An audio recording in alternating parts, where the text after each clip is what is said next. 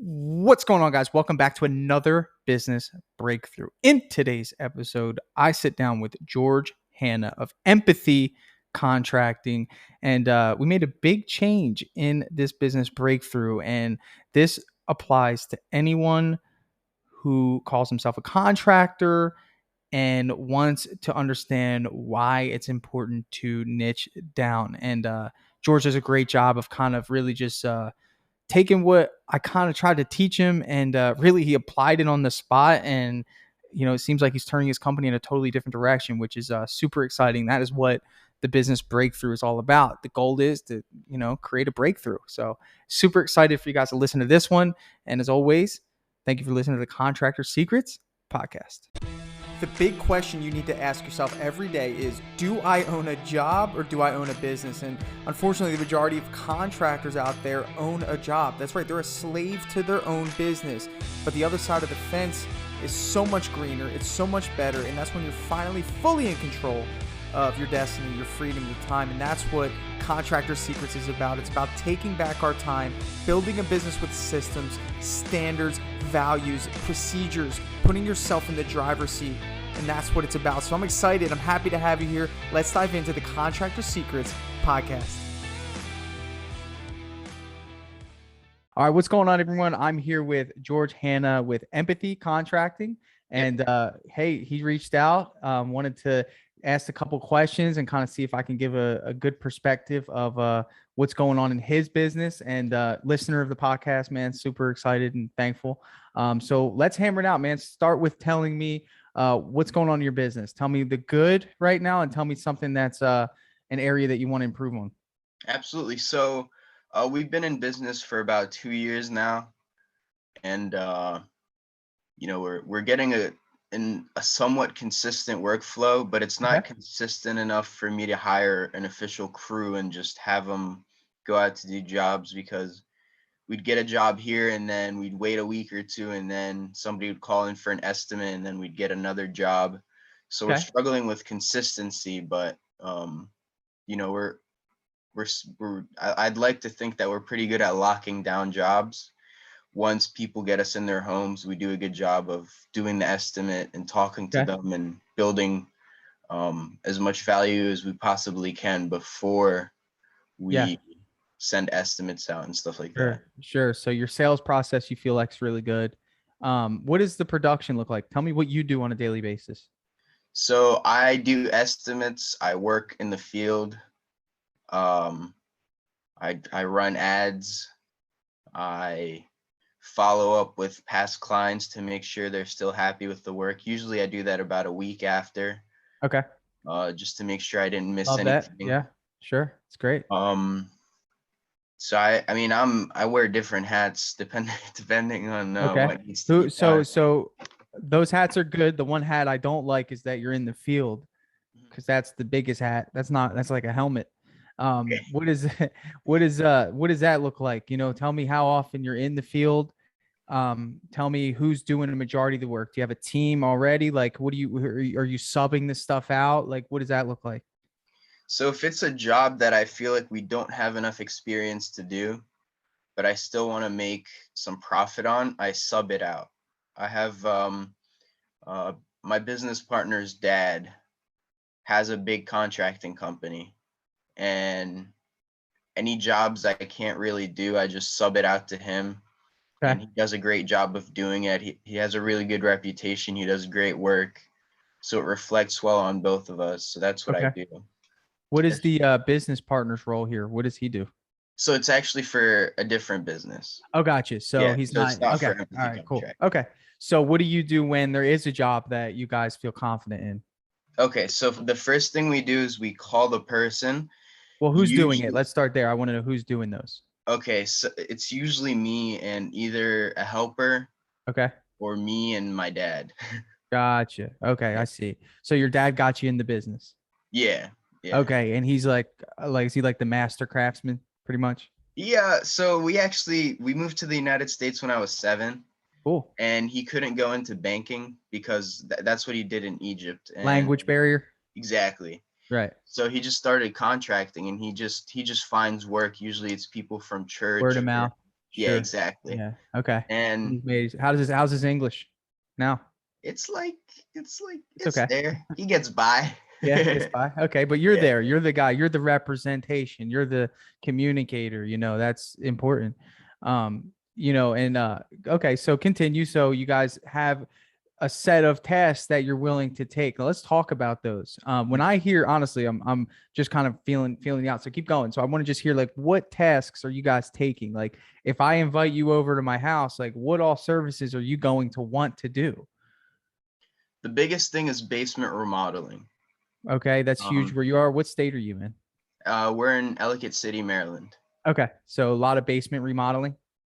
Uh, I honestly, I haven't been able to find as many jobs as I'd like to with basement remodeling, Okay. but the So what will jobs, you take though? Because like my thing is, if I come to you and say, okay, I want my flooring done, I want painting done, I want this wall removed, I want the granite countertops put on, I want a new kitchen cabinet put in. Can you do all that stuff, and would you say yes to all that stuff? so we wouldn't say yes to the kitchen. Okay, you'd stay out of the kitchen. I'd stay out of the kitchen, yeah. Okay. Um, So flooring. yeah, we do flooring. Okay, you're not going to do any granite, right? No granite, no. Are you removing walls? We do, yeah. Okay, and you're are you into the bathrooms? Depends how extensive. But let's say Um, just like retiling the bathroom, like, showers, like things like that. yeah, we can do that. Okay. And then when you say remodeling a basement, like tell me what your ideal job is. I want to hear from you. What is like your ideal job? Ideal job is about a 500 square foot basement, Okay. totally and nothing but the insulation. Okay. We come Putting up down there. drywall. Yeah, we put up drywall. We put up lights. Okay. We wire everything. Okay. Um, And divide it into are you guys rooms. licensed for all this stuff? We're not.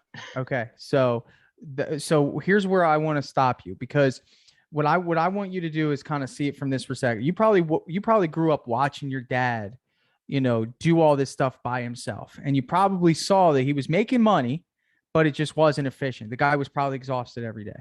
Mhm. Okay. We can't. What you're doing is you're heading that way. You're just starting to do it because and you got to put a major stop, dude, like ASAP.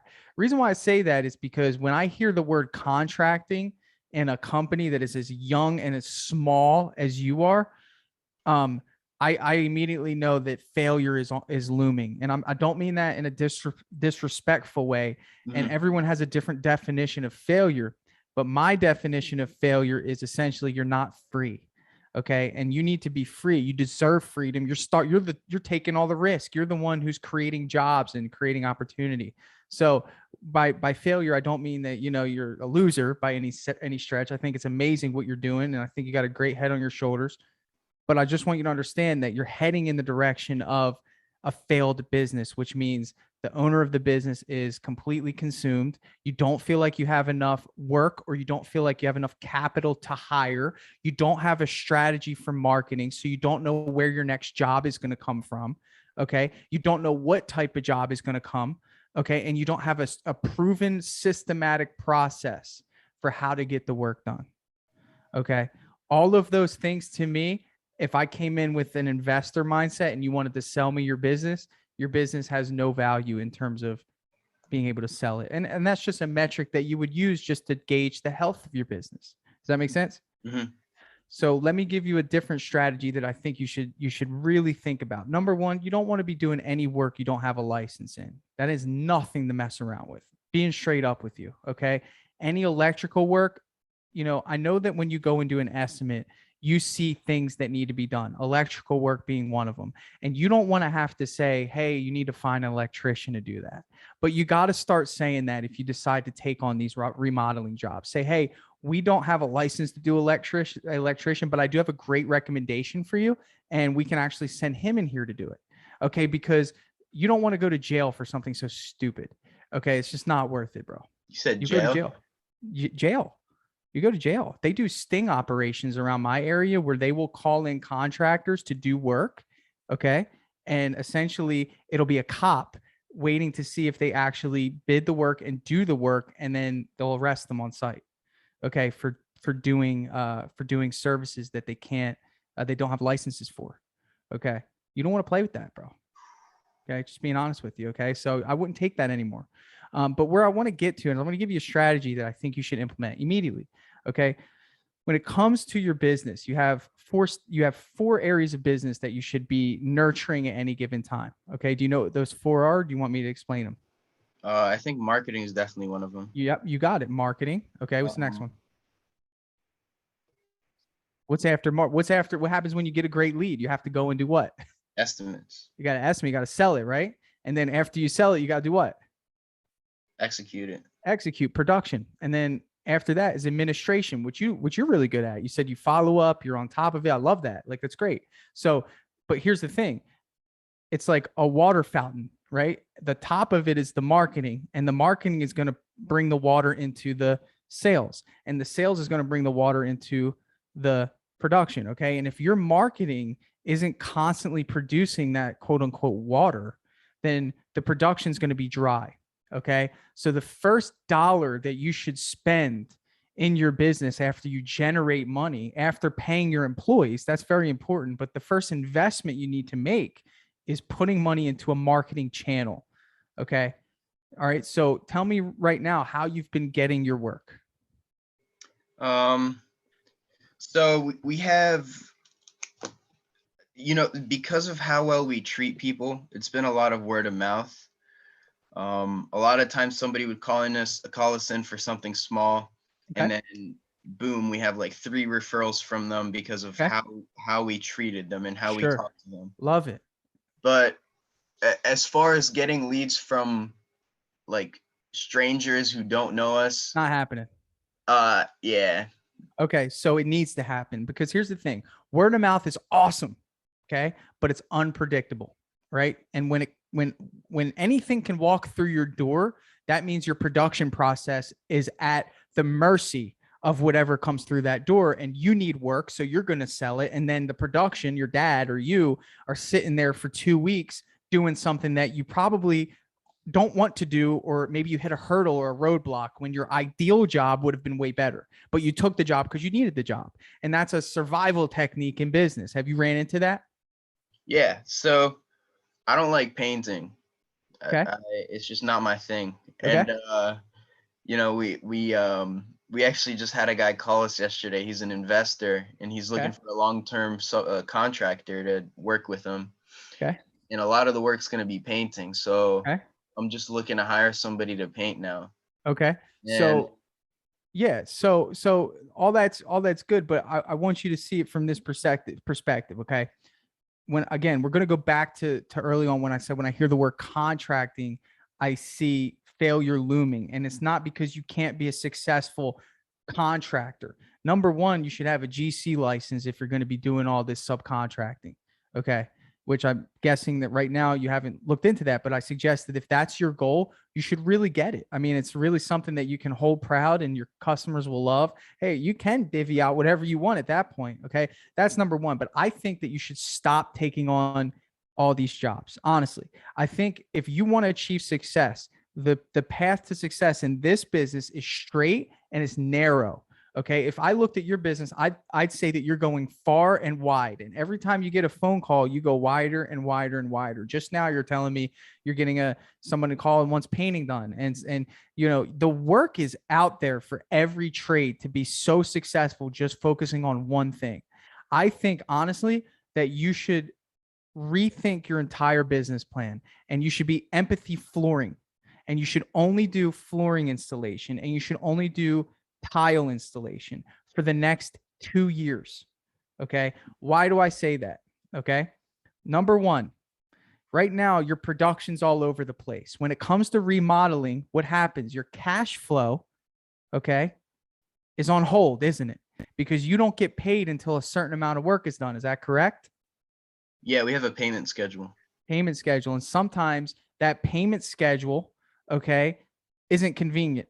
All right. It's just not. You can't, but you're working with your dad. So you can be like, Dad, we didn't get paid this week, and it's like, okay, but what happens when you have employees? You don't get the luxury of saying that.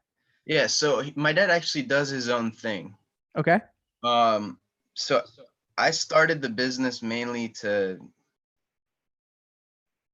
I mean, if I'm gonna be honest with you, my goal in 10 years is to retire my parents. That's why I Love it. started this thing. That's an amazing goal. I think Yeah, that's so admirable. I love it. they do their own thing, and I just started this because I wanted it to be how I wanted it to be. Good. Right? I could have had partners come on and stuff like that, but I decided no, because I want to take charge of everything, Love it. and I want the ability to have meetings like this and to really just move forward without getting Sure. approval from other people. Sure. Sure. So tell me a little bit more about empathy flooring. Yeah, I think empathy contracting is too big for you right now. Okay, because when a customer sees empathy contracting, like you said, you're running into things that you don't even do, and you're having to give away money of opportunity that you generated. Okay, when you're not getting nearly as much as you should for what you're giving away to this other contractor. Okay, and it's one of these things that it's like, you're ultimately like a lead generator at that point. And there's no growth there. Okay. Empathy flooring, number one, market sees it as, oh, that's what they do. Okay. That's it. Empathy flooring, done, right? Number two, when you market, okay, whether you do paid marketing, which is through Angie Home Advisor, or if you set up a Facebook marketing campaign that generates leads, or you do Google ads.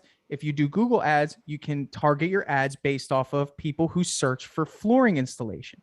Mhm. Okay. So you have a targeted marketing channel that only brings you the jobs that you do. Now, let me talk to you about the other side of the spectrum, which is production. Remember, we talked about those different stages. Yeah. Biggest part of production is hiring.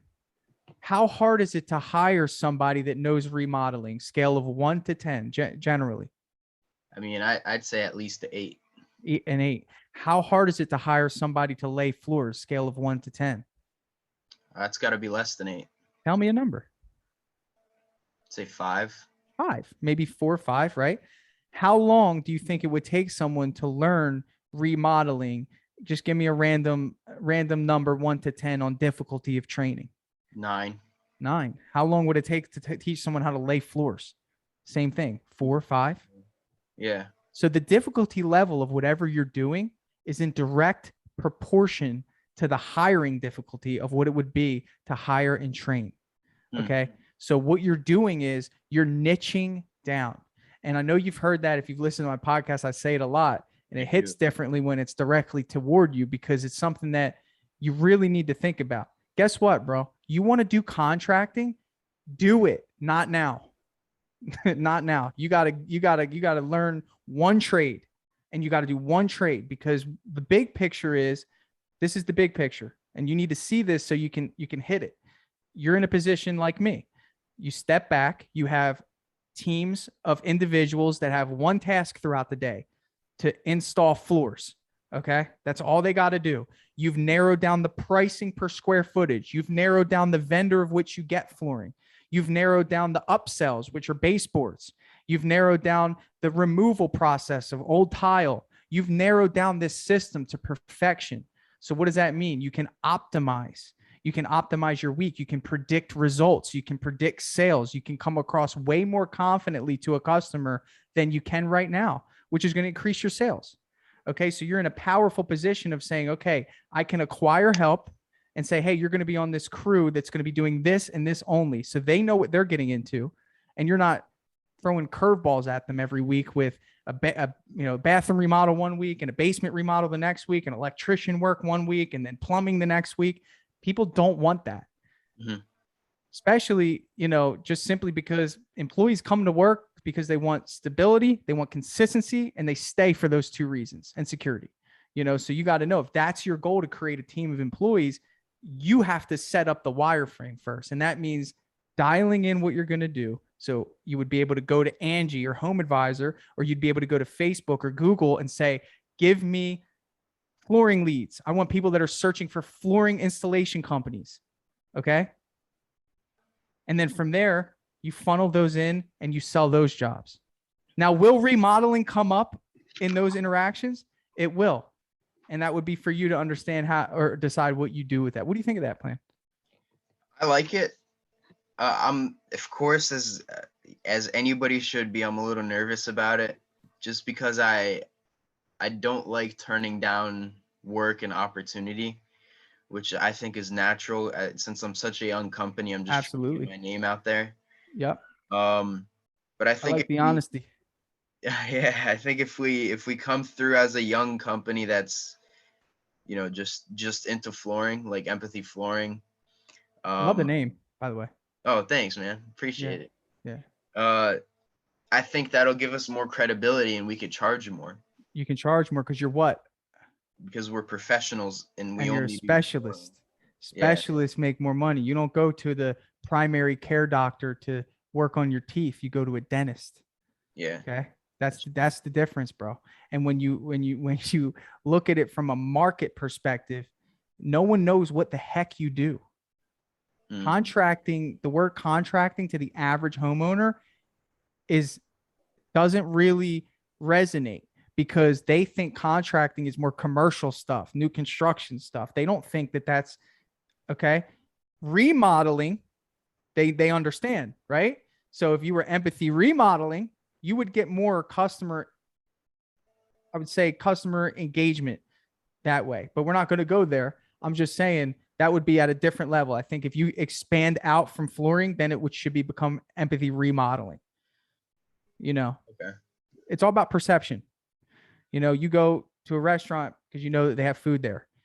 No one knows what empathy contracting does. And that's going to hurt you because you want that organic traffic on Google. You want that organic traffic on Facebook. You want people to recommend you and say, these guys installed my floor and they did a great job. But let's talk about acquisition with flooring in terms of customers because you have a very strategic advantage.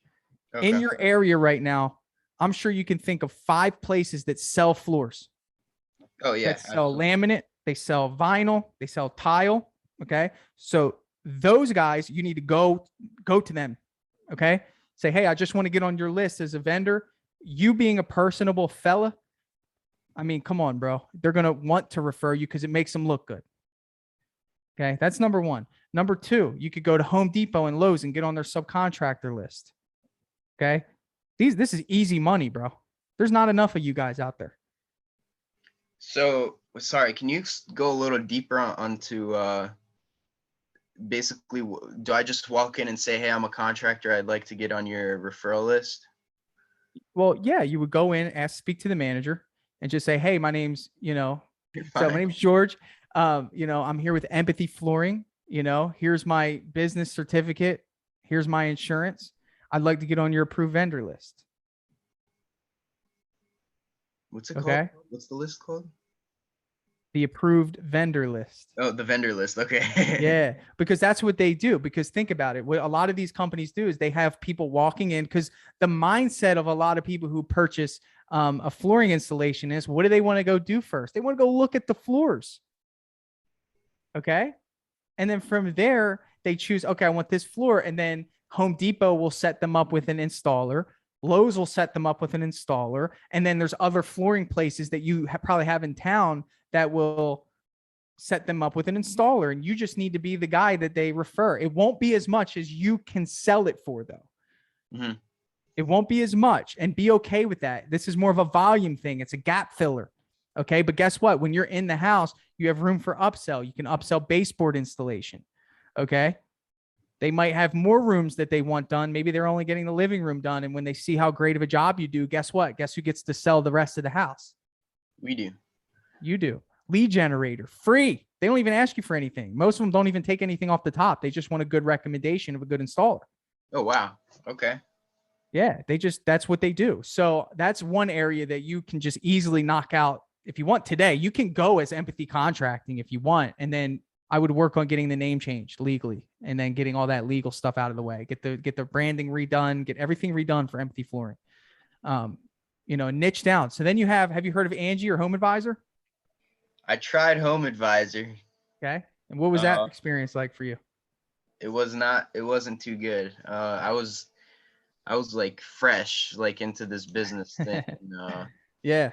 They were Yeah. like, "Hey, yeah, we'll send you leads," and I'm like, "Hey, I like leads, but because I don't have an MHIC yet, I'm still studying for it. Okay. They sent me carpet leads, and I Okay. would go and I would try to. Do you need a license for flooring there? No, not for carpet. What about vinyl and laminate and wood? I tried to ask about that. I think they said yes. Okay. So maybe look into that today, see what's required for it. Yeah. Yeah. Um, but yeah, I mean, I just lost like $260 for nothing, and then I Okay. just canceled it. So what did you do before this? What was your job before owning a business? So I've always been just finding ways to make random money. Honestly, Okay. I tried to work a regular job and it just wasn't for me. Okay. So I would buy and resell belts. Okay. I sold water machines for a little. I sold cars. I sold gym memberships. So your sales is good. Yeah, it's Now all you right. got to become a business owner because you were always selling things for someone else mostly. Yeah, Now the business owner mindset is investment. $270 is absolutely nothing. Okay. When it comes to investing, I spent $4,000 a month after my first 4 months in business on Home Advisor. Okay. Without blinking. Okay. Simply because I understood that $4,000 most of the time brought me 80 opportunities, bro. 80. Okay. So out of those 80, if I only sold 20, I would make 800 times my investment over time.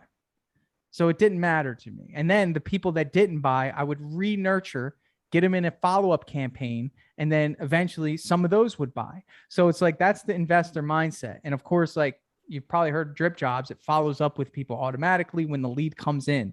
Following up with people is important. Getting on the phone, texting, emailing, converting them. Like you were in car sales, so I know you know what I mean. You yeah, know, where you get an opportunity and you hammer that opportunity until it becomes a sale. I mean, that's just the reality of how this works too. But reason I say that is because I just want you to understand the difference between the walk-ins, what you were about to do with the flooring companies, mhm, okay, and getting your name on their list. That's like one lead source. Home Advisor and Angie is another lead source. Facebook, another lead source. Google, another lead source. And what you should be doing is just putting yourself in position to where anyone that wants flooring at least can see empathy flooring. Okay. Like that's what we want. We want them to at least be able to see empathy flooring and at least be able to see that you have an opportunity to get their business. okay, That's it. So you got to be where people are traveling to get the business. Now, real quick, once you get that opportunity, I'm not worried about you with sales. I'm pretty confident that you'd be able to convert that to a sale, based on what you've told me so far. But the production is what you want to really dial in. And that's a different conversation. If you really decide to take this advice and you do all this, I'd love to jump on again and we'll hammer out production. I think you definitely have some things to think about. Do you have any thoughts on all that? yeah. So I'm leaning more towards empathy remodeling rather than empathy flooring. Okay. Just I'm thinking into the future because if we're doing flooring to start for the next 2 years, and then we want to expand to, for example, decks or ultimately basements, I don't want to have to change the name again because people are going to be accustomed to empathy flooring and it'll be like, oh, they just changed their name again. How would you feel about I empathy? think it doesn't matter. I think Okay. empathy in itself, if you keep the branding the similar, no one, no, we're not Apple, bro. This isn't, I've been in business 5 years, bro. No, not many people know who my company is. I mean, only people that need to know who my company is know who my company is and past customers, right? So don't think like, you have to understand you need to hit $1 million, bro, before you take on another type of business. There's $1 million in flooring probably within 20 miles from you, of people that want flooring jobs. You're just not in a position to get the business. You have to see this as a system you're creating. And when you say remodeling, you are not creating an easy system for yourself. Mhm. Remember what I said about hiring. You go into remodeling, you're just going to have a bunch of hiring issues for a while.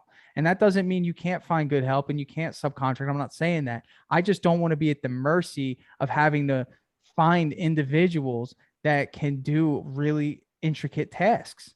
create a business for yourself that creates a steady stream of income. And if you're hitting 1 million in sales and you say, you know what, I'm ready to go into remodeling now, go for it, bro. But people won't, like, no one's going to see that. Like, you just got to keep the branding similar, make the adjustment, but you need to create a system. Like, your goal should be, let me create a system where I don't have to actually do the work.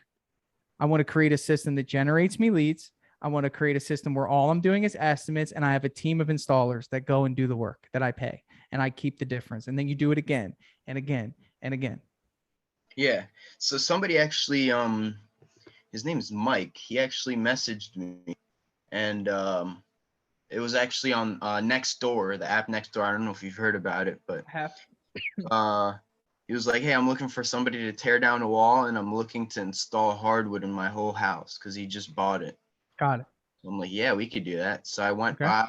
He likes the super high grade hardwood, and I quoted it for like, this is probably like the biggest job we've ever gotten if we get it, and that had me thinking like, I think you're right. I think I just need to do just flooring for a little because it's simple enough for me to do, and it looks nice, and it'll build our reputation, and Yeah, I really and don't once think you're done, you get paid. You have one task: remove the old flooring, put the new flooring down. Dude, you should create a system where you have a dumpster guy ready, where you negotiate a price with him to drop off a dumpster.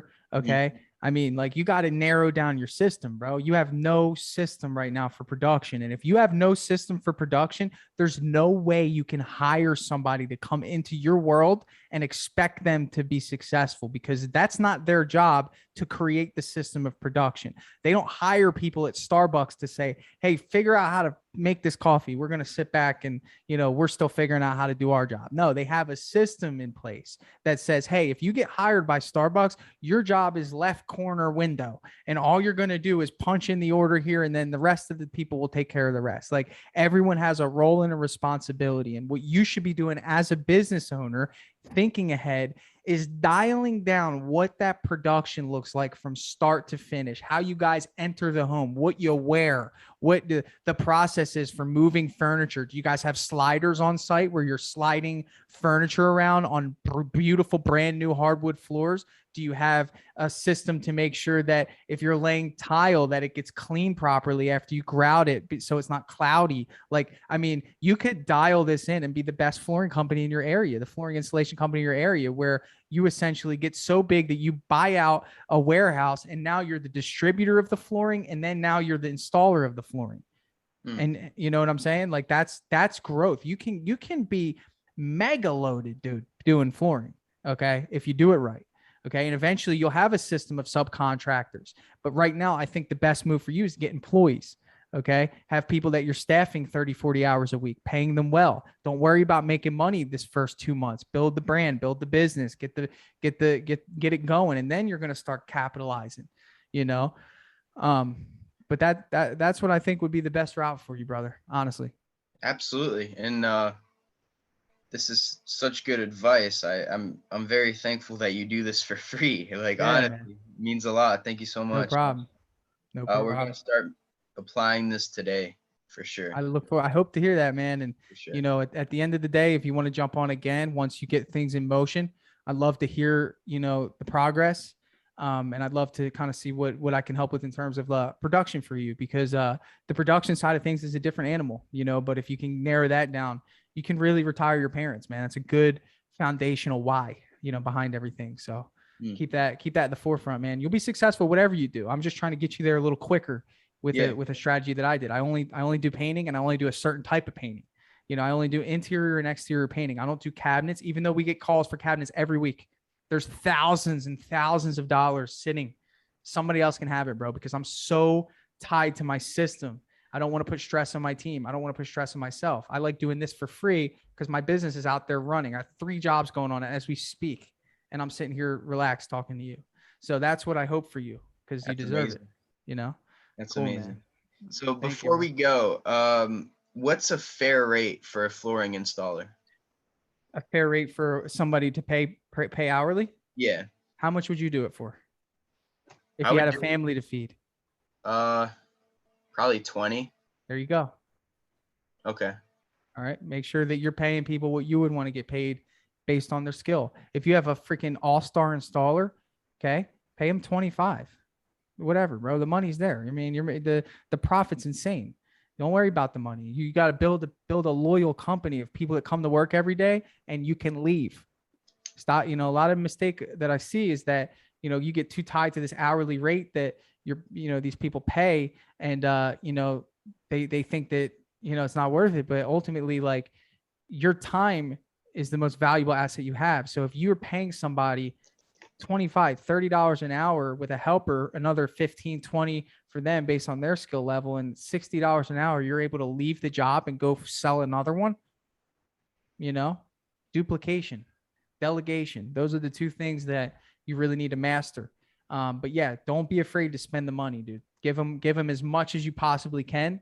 Encourage them to be a part of your team. You're going to learn from a really good one. I would try to get on that hiring train once you get all this going. Just get one guy to work alongside you for right now, and build that relationship. Train them to be the leader. Then get a helper underneath them. Have a 2-man team doing it, and you'll be all right. Perfect. Okay. Thank you so much. All right, my friend. Till next time. Perfect. All right, brother. See you later. See you. Hey, I just want to take a second to thank you for joining me here on the Contractor Secrets podcast. I'm just going to take this opportunity to let you know that my passion is coaching people, helping people. I've changed my Instagram name to @contractorcoach. And I did that because that is my passion. I want to help you. So please reach out to me. If you have an issue going on in your business, send me an email, find me on Instagram, message me, and let's do a breakthrough session. I want to work through your problems in your business to help you get to that next level. And one thing that I always say is this, the difference between those that get over the humps and the hurdles in business is just a change in perspective. And that's what I plan to offer you. So get with me, message me, allow me to help you take your business to the next level.